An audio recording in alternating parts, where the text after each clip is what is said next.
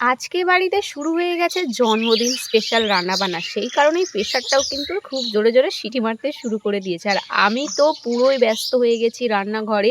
কারণ একা হাতে আমাকে সবটা সামলাতে হবে। আর ওই যে পিছনে দেখতে পাচ্ছ নবাব বসে আছে, ব্যস্ততার সময় হেল্প করবে না, অন্য সময় হেল্প করবে।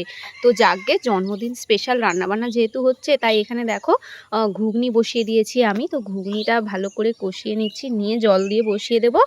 আর তারপরে ঘুগনিটা বসানোর পরে এখানে লুচি বেলতে বসে পড়েছি। আর একা হাতে সবটা সামলাতে হবে বুঝতেই পারছো। এবার ভাবছি পুজোর সময় মা দুর্গার কাছ থেকে আরও কয়েকটা হাত ধার চাইবো। কারণ আমার এই দুটো হাত না বড্ড অভাব হয়ে গেছে জানো তো, দুটো হাতে আর কাজ কমপ্লিট করে উঠতে পারছি না।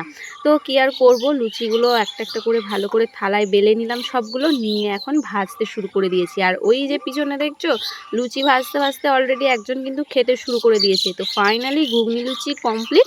এখানে রাতের খাওয়া দাওয়া করতে বসে পড়েছি। দারুণ হয়েছিল ঘুগনিটা খেতে। আর হ্যাঁ, জন্মদিনটা কার সেটাই তো বলা হলো না তোমাদেরকে। তোমরা কি কেউ জানো কার জন্মদিন স্পেশাল খাওয়া দাওয়া? আর যদি জেনে থাকো তাহলে কমেন্ট করে জানাও। আর না জেনে থাকলে অবশ্যই কিন্তু আমার বড় ভিডিওগুলো দেখে নেবে। টাটা।